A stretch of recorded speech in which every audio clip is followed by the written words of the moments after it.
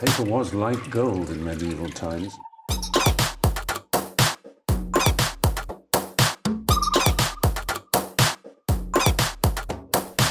Oh, not tobacco, sugar. That everything we thought we knew about the world might turn out to be completely wrong.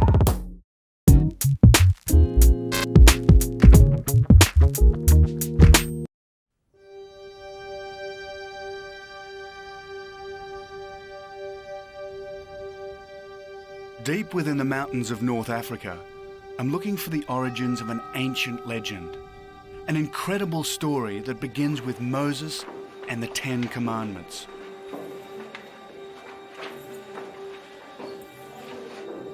It's about an object so sacred, it can only be viewed by the most pure Christians. It's so dangerous, it can destroy cities, spread plague, and burn people alive.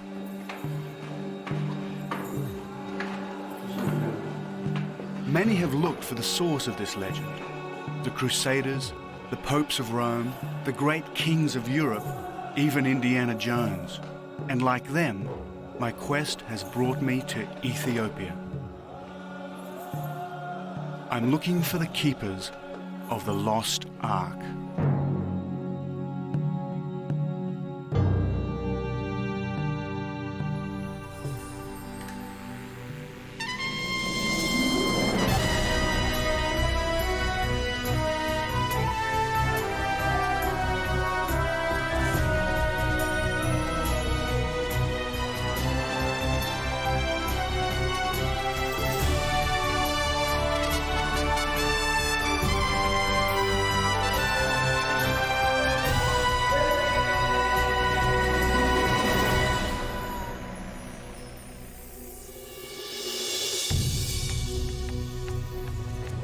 My name is David Adams. I'm a photojournalist. And while I travel to many strange corners of the earth, I don't normally get a reception like this. Ethiopia is a landlocked nation in North Africa. Once a mountain kingdom, it remained isolated from the rest of the world for over 1,000 years.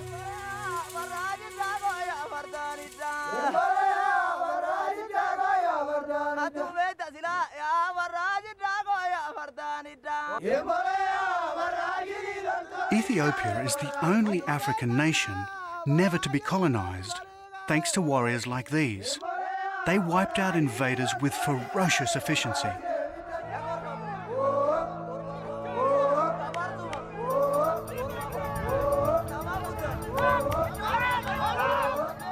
And this is how they developed battle courage. It's the ancient sport of quacks.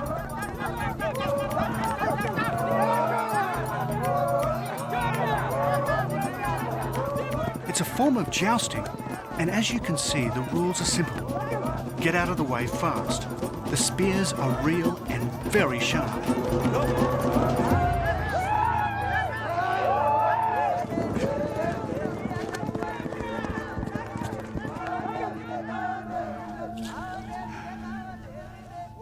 That was incredible. Never been chased like that in a horse ever. It's no wonder that Ethiopia has never been really occupied with guys like that chasing the people out of here. Just fantastic. Oh.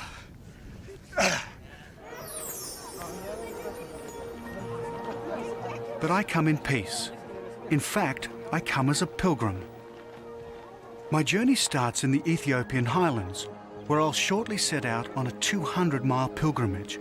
That's 320 kilometers. My journey will take me to some of the most sacred shrines in this ancient land. First stop is the town of Lalibela, where thousands of pilgrims are gathering for Christmas.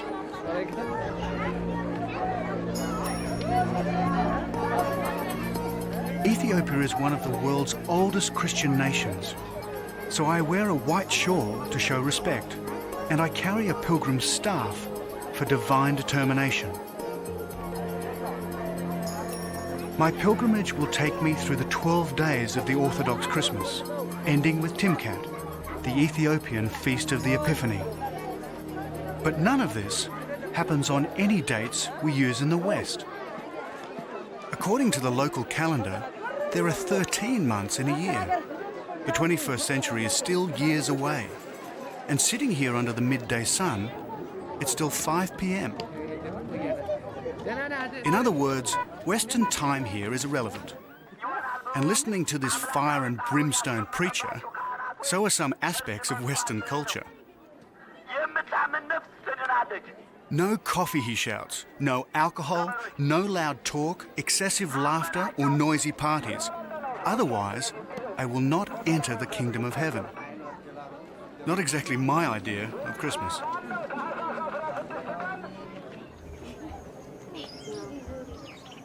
So to help me on my pilgrimage and guide me through this fundamental Christian country, I need expert help. I find it in this humble Lalibela home. So all these people just come from the street, you invite them in? Yeah, I invite them in my home. That's lovely. And then everybody does that for Christmas? This Sure. is the custom? Yeah, it's the custom, it's our culture, yeah. This is Ishitu, his wife Ababa, And then these people... and her cousin Tete. Tomorrow we leave on a family pilgrimage to the ancient city of Gondar. And these people have come from how far away? They came almost 7 days and 8 days from... They came from different parts of Ethiopia. Thank you. This looks like it would This is feed our me for the day. tradition, yeah. This is holy bread. It's astonishing charity in a country so desperately poor. So out of respect, and despite the warnings of the fire and brimstone preacher, I try some of Ishitu's beer. Now it looks like Australian beer.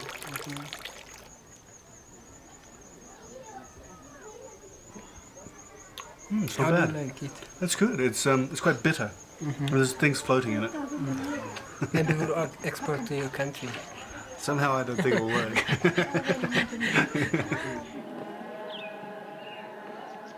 Before I set off as a pilgrim, I must learn more about Ethiopian belief. And in Lalibela, you don't have to go far. Here, the church is a thriving institution. 1 in 5 Christian males is a deacon or a priest.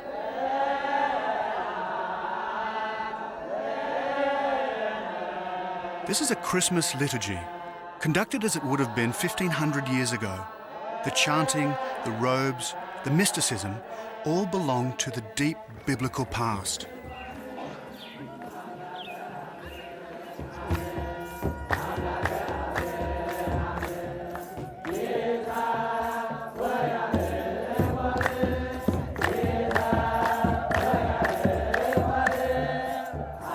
While there's something that seems very African about this dance, it's actually one of the oldest liturgies in existence.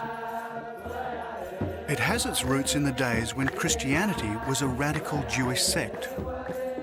And underlying it all is unswerving faith. They call Lalibela the New Jerusalem.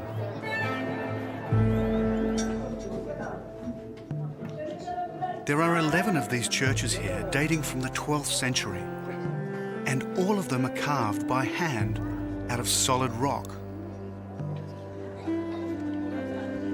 Hello. Hello. I'd like to buy some candles. Yeah. Thank you very much. Merry Christmas.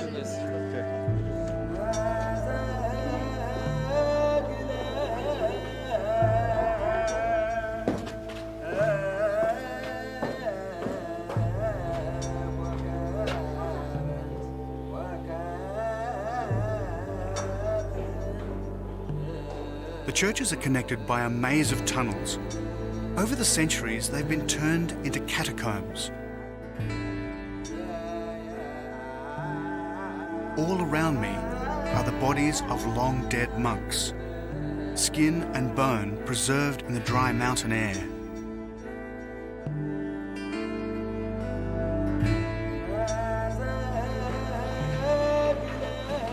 The passages twist and turn into an elaborate underground labyrinth. All of it chopped out of stone by hammer and chisel.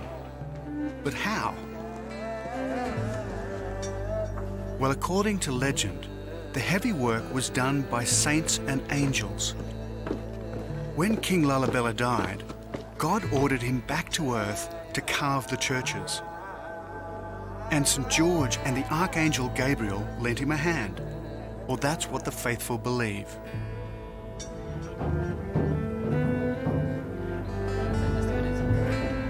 Here in Ethiopia, faith is an obsession. This woman has travelled for days to be rechristened at the Church of St. George. And these hermit monks will spend the rest of their lives in holes, reading and rereading their Bibles, until they too join the catacombs of the dead.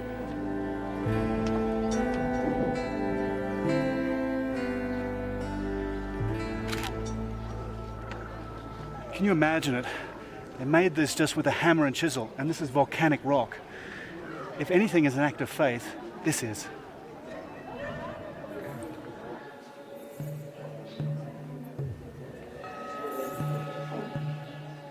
But inside the church is the source of an even deeper religious obsession. The Ethiopians believe that somewhere, hidden behind these curtains, is an object handed to Moses by God. It's the Ark of the Covenant, the box that held the 10 Commandments. Now I must say, I'd always believed it was destroyed when the Babylonians sacked Jerusalem in 586 BC. But here they believe it was brought to Ethiopia by Menelik, son of King Solomon and the Queen of Sheba.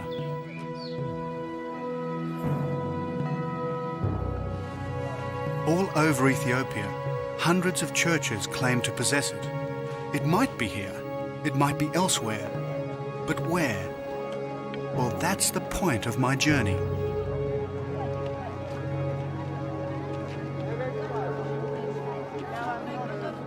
Tomorrow, I set out through the 12 days of Christmas on a pilgrimage. I travel to some of the most remote hiding places in Ethiopia on my quest for the secrets of the Lost Ark.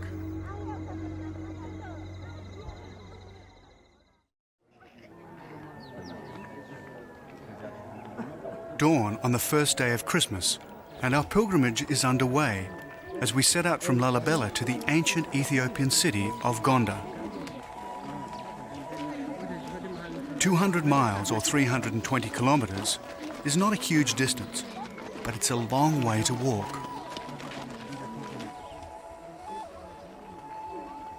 Stage 1 takes us to Bethlehem, but not the biblical Bethlehem. There's a Bethlehem in Ethiopia too, and here I'll find a church that claims a unique connection with the Ark of the Covenant. Ishitu and Ababa have brought their son Zed and their little daughter Jordanis.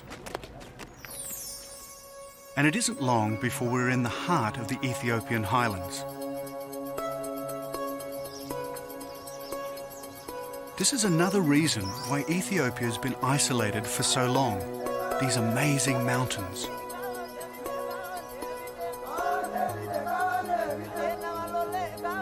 They're a natural barrier to invaders and explorers. And that includes people like me, investigating the legend of the Lost Ark.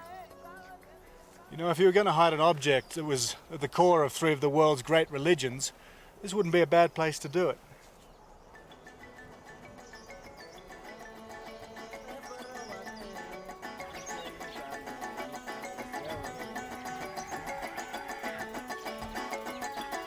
The Pilgrim's Trail takes us through some of the best farmland in the country.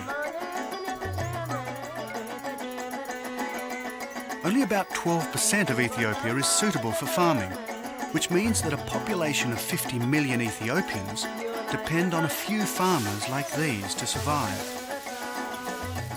No wonder it's so often a land of famine, and there's a drought on right now.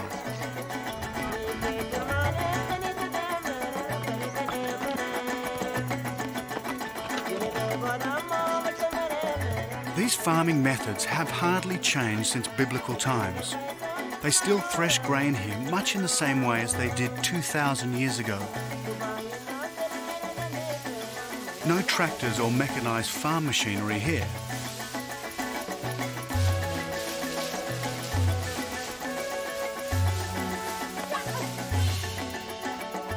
By now we've done about 12 miles, or 20 kilometres, and the journey's beginning to take its toll on the youngest member of the group. Would you like me to take Jordan? Sure. Oh, you're getting very heavy. So why do it all on foot? Well, to achieve real redemption, a pilgrim must make a genuine effort. The more we walk, the closer we get to God, and the closer we get to our first destination, Bethlehem. This little town of Bethlehem is typical of the Ethiopian highlands. No power, no running water, not much land for crops or grazing, and desperately poor. We meet the Abba, or priest. If I want to know more about the Ark, I'd better not get on the wrong side of him. David ይባላል እሱ ከአውስትራሊያ ነው የመጣው። Hello, nice to meet you. We've come a long way to see you. Like all guests, we must be made welcome, and that means coffee. They know all about making coffee here in Ethiopia, and so they should. Coffee gets its name from the Kaffa region of Ethiopia, the place, they say, where coffee beans were first discovered. It's always handed round with some ceremony here. Indeed, few conversations start without coffee. And there's a lot that I want to ask the Abba about the Ark. Has the church ever housed the Ark of the Covenant? እዚህ ውስጥ ታቦት አለው። There is the Ark, yeah. Yes, maybe. But I thought the genuine Ark, the one taken from the temple in Jerusalem, was supposed to be in Lalibela. There's Ark here in the church because every church they have their own arks, and we use one Ark for this church. So each church has its own Ark. Fair enough. But isn't there supposed to be only one Ark? The one brought down from Mount Sinai by Moses. Has this been the resting place of the central Ark? ታቦቱ እዚህ ነው አሁን ያለው። Okay, right. But isn't there some confusion? There are now two churches, both claiming the genuine Ark. Since we are Christian, this is our Ark, he says. But surely the Ark can't be in 100 places at once. Is he speaking literally or metaphorically? Both, he says. Now this is really confusing.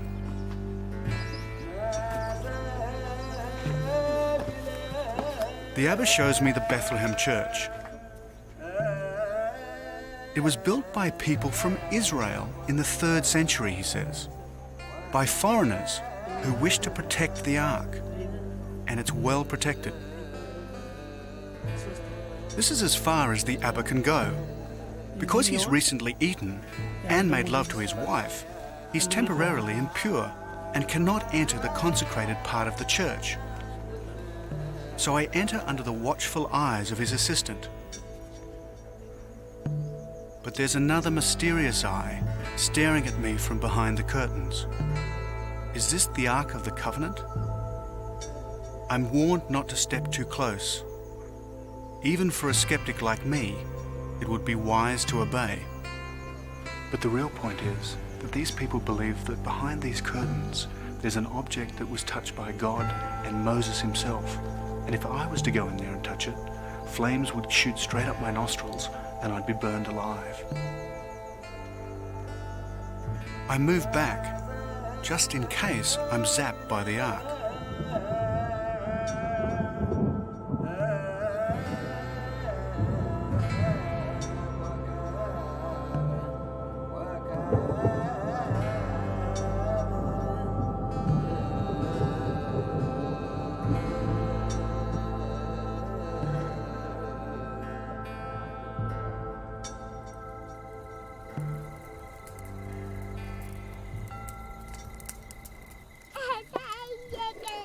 That evening, as Tete and Ababa prepare our meal, I keep little Jordanus amused.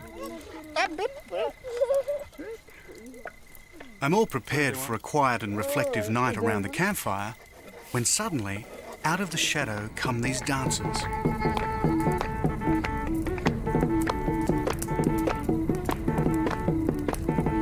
It's called, rather euphemistically, shoulder dancing, and it's a strange mix of Christianity and paganism.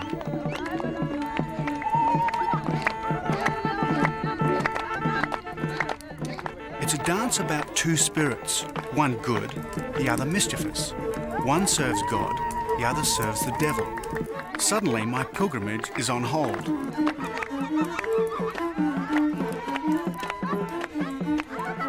And as I dance to music that sounds strangely Irish, I wonder which spirit will win, the good one or the mischievous one. Thank goodness the Ark is safely locked away in the church, far beyond the reach of skeptics like me. Tomorrow, I continue my quest for the keepers of the Lost Ark. I take a shower under the thundering waters of the Nile and cross a bridge built with honey, eggs, and clay.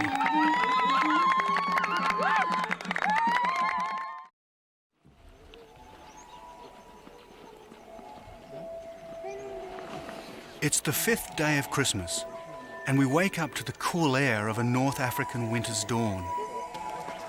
Soon we're back on the Pilgrim's Trail.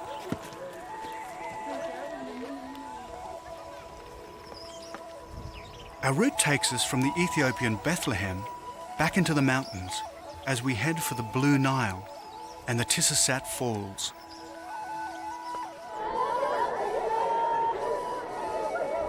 But our pilgrim's progress is checked by one of the sadder realities of Africa. A cortege like this can only mean one thing: a funeral.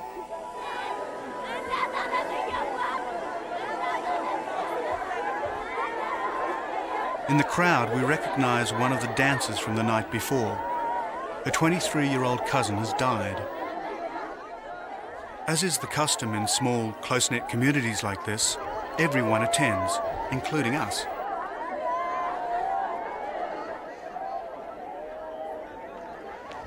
Like everywhere in Africa, death is part of life. It happens all the time.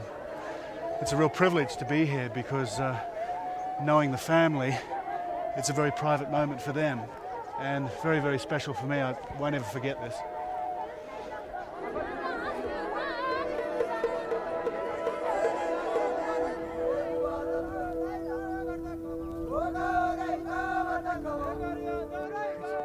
We're now well into our pilgrimage.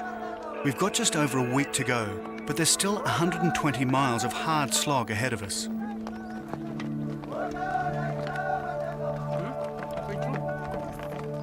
I revel in this beautiful Ethiopian landscape, when suddenly, in the middle of nowhere, we see this. An old European-style bridge. Apparently the Portuguese built it in the 15th century. So the story goes, there was no cement, so they stuck it together with honey, eggs, and clay.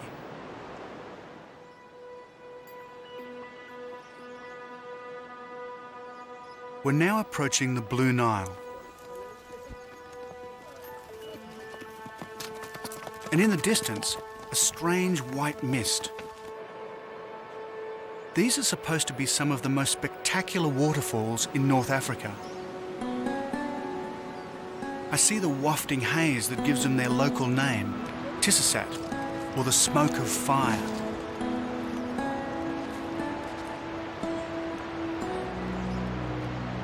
If you want somewhere to marvel at the world's greatest river, Tissasat is the place to be. It's here that the Blue Nile plunges 150 feet into a chasm.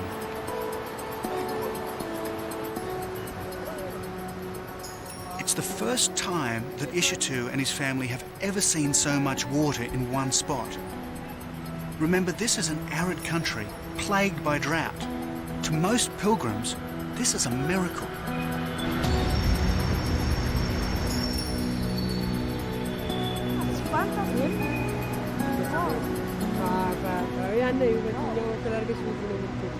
You know what I'll do now? I think I'll go down and have a really nice shower.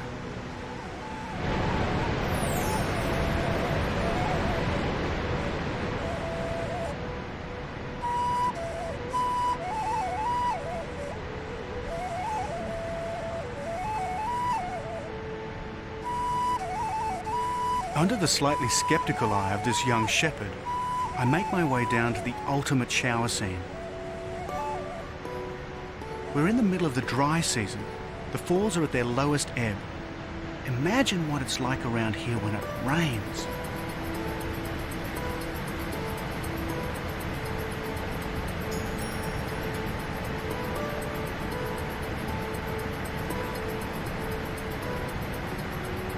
They call it the River of Life. The Blue Nile provides 80% of the water for the Nile proper. If these falls ever stopped, millions would starve to death for 1,000 miles downstream from here.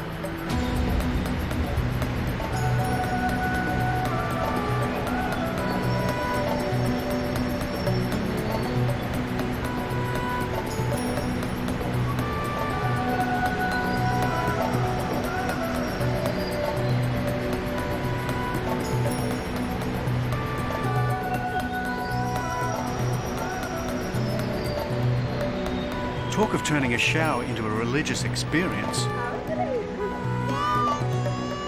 Although I suspect Ishitu and little Jordanus think I've lost my mind. I don't know about them, but this pilgrim's feeling very much rejuvenated.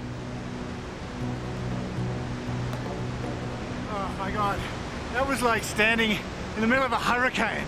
It's just like, just the most fantastic feeling. It's everything about Africa. My God, come and stand under the Nile Falls. Oh.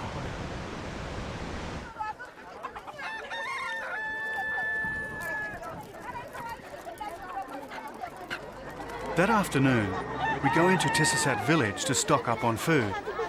And in a country that's often stricken by drought, the choice is never huge. You need some potatoes? No shrimps to chuck on the barbie here. Basically, it's potatoes, tomatoes and onions. But they're fresh. Anyway, Tete and Ababa seem to know what they're looking for. However, there doesn't seem to be much in the way of meat. But then meat is a luxury in North Africa. It's a particularly bad one. Besides, as pilgrims, we should live and eat frugally to gain maximum redemption in the eyes of the Lord. But after 7 days on the Pilgrim's Trail, I must say I could eat a horse.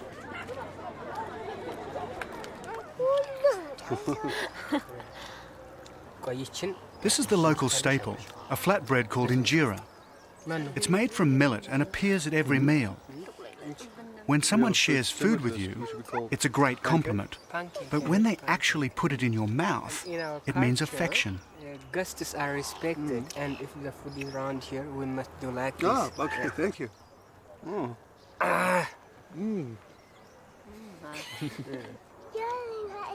By now, I'm getting to know Ishitu and his family.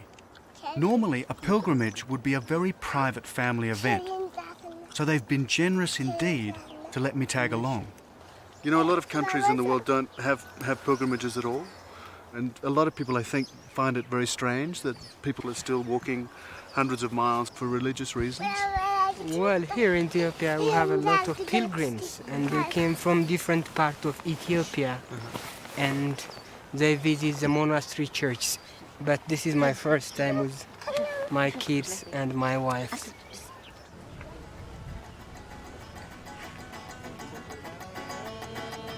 Back on the Nile, and a tiny river port that could be straight out of the African Queen.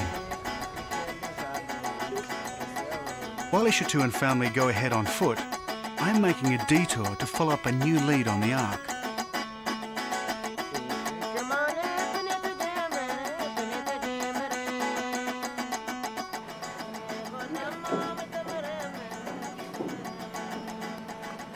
I'm told that when the Ark was brought to Ethiopia, it came up past this spot. They tell me there's an island on a lake upstream where the Ark is supposed to have been kept for 800 years. Some say it's still there.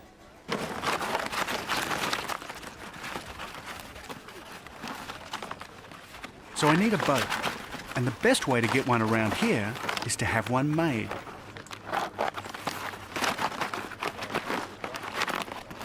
They're making papyrus canoes in a manner unchanged in 3,000 years. I've seen similar craft on the River Tigris on the Caspian Sea, and on the Andean lakes of South America. How the same idea spread so far, we just don't know.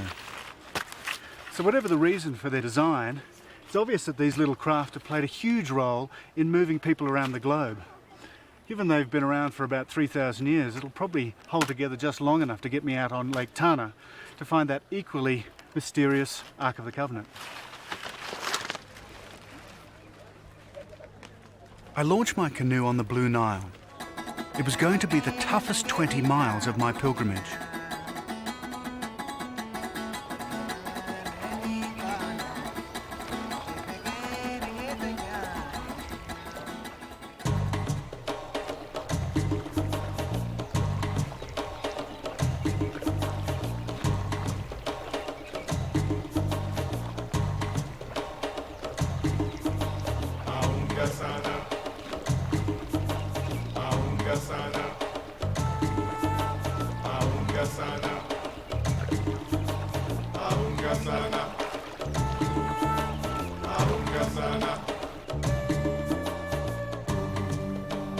So far, so good, but it's definitely a workout. In the wet season, I'd never stand a chance. With so much water flooding the river, I'd be swept downstream to oblivion. As for papyrus canoes, well, they're extremely buoyant, a little sluggish, but surprisingly stable.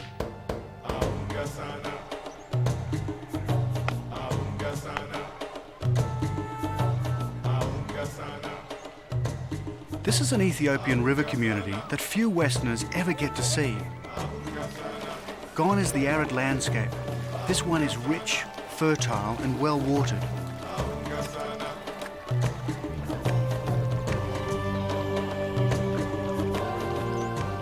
"5 miles down, 15 still to go."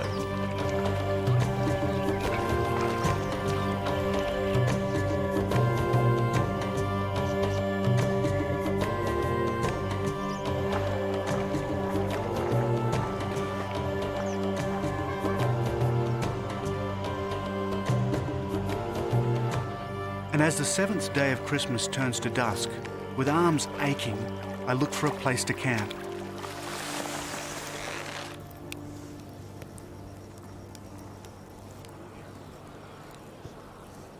I know exactly where I am. This GPS monitor uses navigation satellites to tell me. Compared with the great explorers, it feels a little like cheating. The reading tells me that tomorrow I must paddle another 15 miles east-northeast to an island on Lake Tana, the most secret hiding place of the Lost Ark.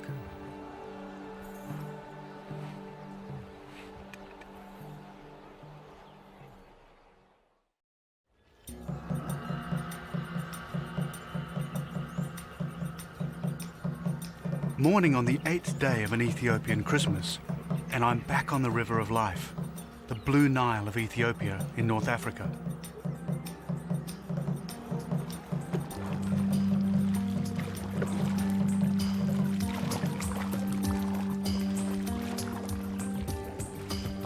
I'm now heading out of the river onto one of the great freshwater resources on Earth, Lake Tana. Remember, most of the water that flows down the Blue Nile comes from here, and that's a lot of water. This is an extraordinary place. I'm on a lake that's 60 times the size of Manhattan. It has more water than all of Britain's inland waterways and lakes put together, and is 2,000 metres or 6,000 feet above sea level.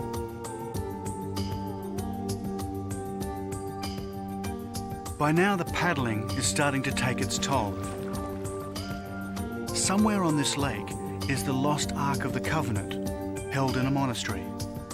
And according to legend, this time it's the real one.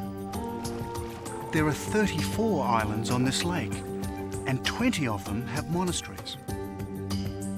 The island I'm seeking is Tana Kirkos, And of course, it would have to be the most remote of all the islands on Lake Tana.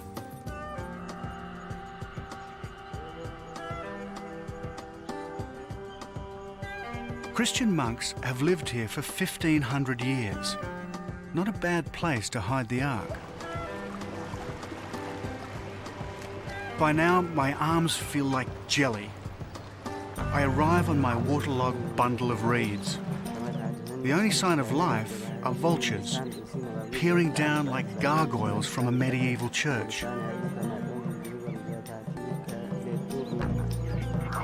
But they're not the only ones watching me.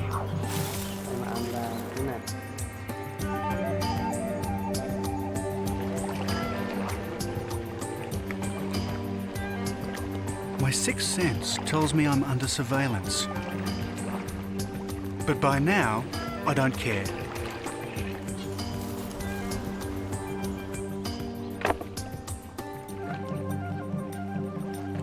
When I land, all I hear is the lapping of water. I'm ashore and looking forward to using my feet again. Welcome to Tana Kirkos.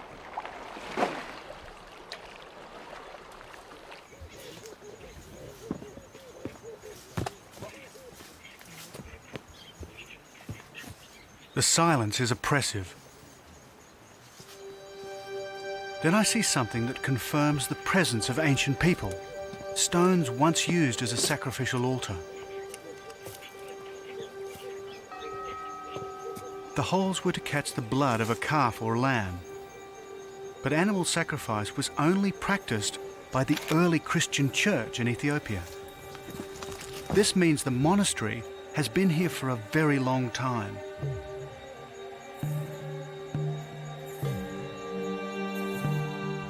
Long enough to hide an object last seen over 2,500 years ago? Perhaps. And then I see them, the keepers of the Lost Ark. These monks have obviously been expecting me. Hello. They're clearly quite relaxed about my presence, so I come straight to the point. I understand that the Ark of the Covenant was kept here, or first came here when it came to Ethiopia. What date was that? How long ago was the Ark brought here? Okay, ምንድነው መሰለት የሚሉት የመጀመሪያው የአንተን ማለት ነው ተክለኛው ታቦት ሲመጣ ስንት አመት ይሆነዋልኝ ነው የሚለው ከኦሪቱ 900 አመት አለው ማለት ነው ከክርስቶስ ልደት በፊት 980 ይሁዲ ነው ተመተላችሁ 982 ነው በኦሪት አመት ከክርስቶስ ልደት በፊት ማለት ነው የ15 አመት የሚለው ይሄዱበት ሲመለሱ በ18 ተመለሱ Maybe I came to the point too abruptly. I don't think that first question went down too well. I'm not sure if they're arguing about the date or whether they should be talking to me at all. Finally, a deacon translates. 982 years before Christ was born. Born. And where is it on the island? Where is it kept? የት ነው የተቀመጠው ነው የሚለው ይሄንን የሚያውቁት እግዚአብሔርና ያው በዚሁ በቦታ ያሉ ቅዱሳን Now I think I've really done it. The atmosphere becomes definitely cool. I have the distinct impression that my question and answer session is about to come to an abrupt end. There was a lot of trying to steal this stolen the ark. Because of that, everybody... Thieves have tried to steal the ark, he explains. So they've had to hide it by putting it under divine protection. So it is somewhere on the island, in one of the buildings here, but no one knows where. Yeah. So it's hidden? Still here, hidden, Okay.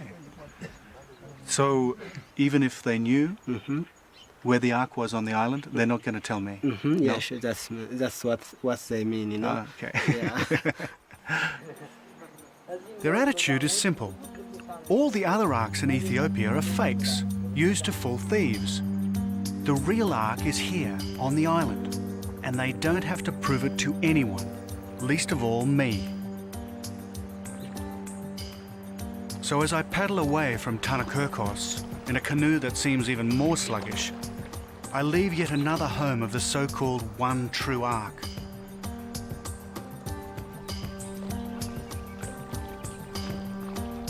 And I think I was right the first time. I'm not dealing with reality, I'm dealing with a legend. But I also wonder if that's the real issue. The 12th day of Christmas is fast approaching. Soon I'll get as close as any skeptic can ever get to the truth of the Lost Ark.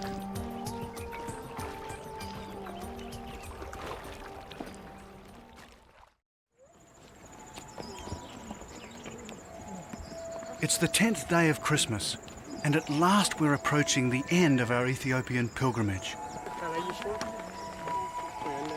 Since we began on Christmas Day, we've walked 200 miles. That's 320 kilometers. Now we reach our final destination, Gondar, the African Camelot.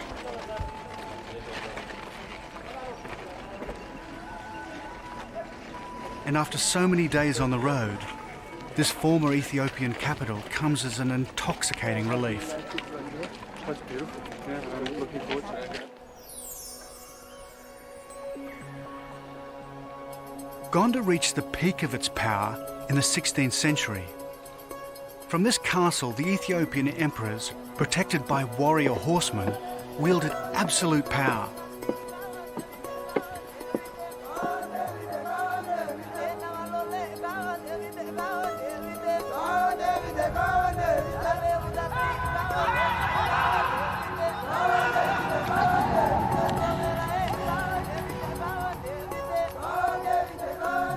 But Ethiopian emperors were always in awe of another superior force, the spiritual might of Ethiopian orthodoxy. And still today, we should never underestimate the power of the Orthodox Church in this country. Even at the beginning of the 21st century, it is still incredibly profound here.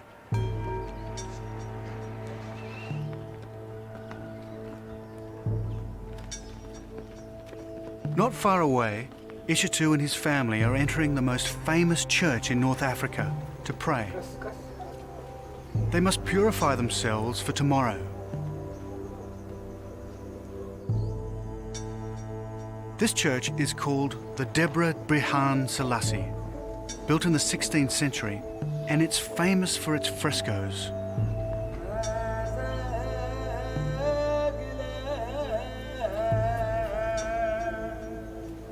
And note how they pray, not unlike the prayer rituals of Islam. The fresco is of the three wise men who showed the baby Jesus to the world. That moment is what Timkat is all about.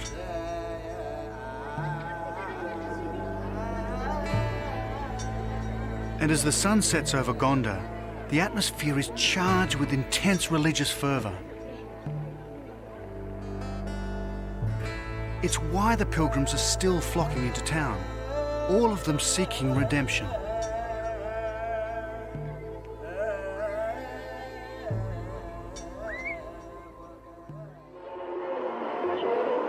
Next morning, it's the start of Timkat. Religious passions explode in the streets. For the next 2 days, there are similar celebrations all over Ethiopia. It's the biggest ceremony in the Orthodox calendar. For Ishitu and his family, it's the culmination of their pilgrimage.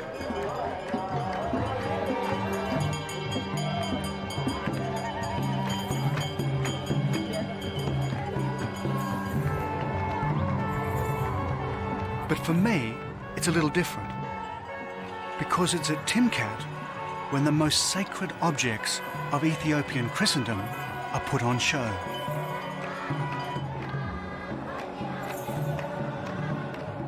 This is as close as you and I will ever get to the mystery of the Lost Ark.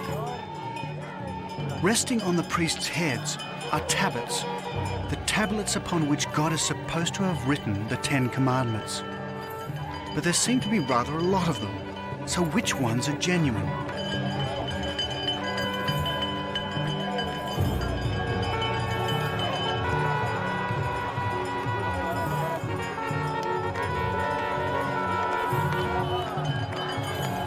Then I'm told that each tablet comes from a different church in Gondar.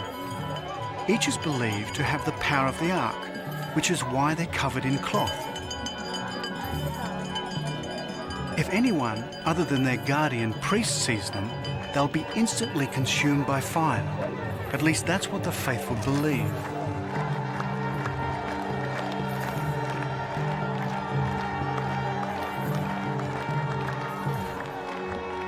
All over Ethiopia, hundreds of tablets are being paraded, each with the same powers, each supposedly inscribed with the laws of Moses, as writ by the finger of God.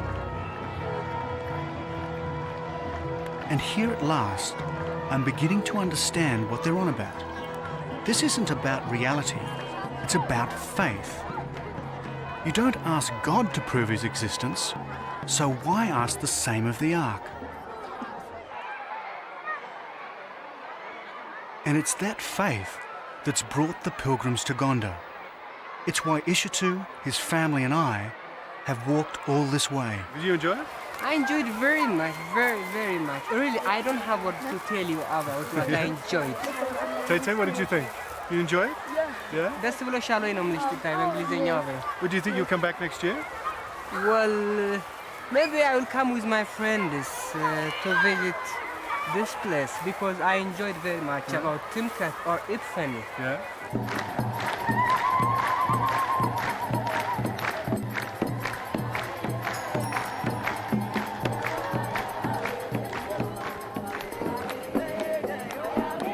As the festival reaches its climax on the 12th day of Christmas, the drums beat incessantly.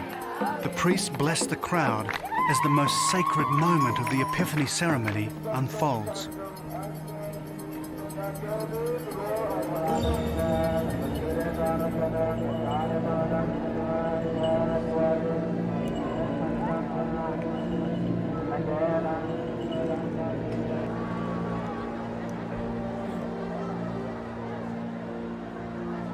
They push a raft out into the lake. The candles are both a sign and a symbol. The symbol is the giving of life to the Saviour, and the sign is for everyone to repeat their christening.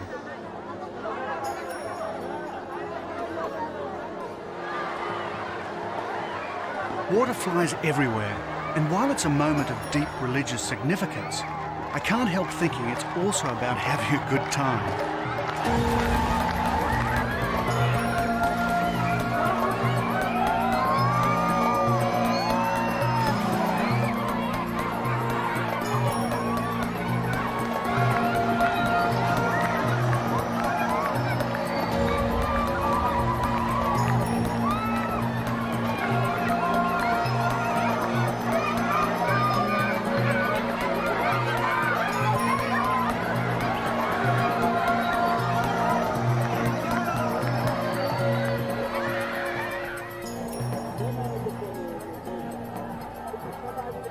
And what of the Ark of the Covenant? Well, the Ark didn't show, but its contents did. And after a brief appearance, they'll be returned once more to a life of seclusion until next year's Timkat. So if you come to Ethiopia, you may not find the Ark, but you will find the covenant, that agreement between God and humanity. It's everywhere, in ceremonies like this all over Ethiopia. It's in the hearts and minds of the Ethiopian people. But right now, it's the mouths and stomachs of a group of pilgrims that's concerning us most. After so much walking, I reckon we've earned enough redemption for some of the pleasures of life. We're looking forward to this, I tell you. Where's the Timkat, huh? And a toast to little Jordanus, the youngest member of the group, always happy, always smiling. And sadly, it's time to say goodbye to my pilgrim friends. And as they head back to Lalibela, I head off to reflect. I'd done 200 miles across these magnificent highlands. I'd visited some of Ethiopia's most sacred places, and I'd got a real insight into the soul of this ancient land.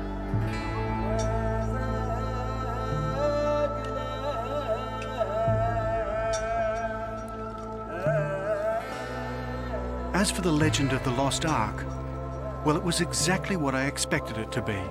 A legend. An article of faith that sits somewhere between myth and metaphor.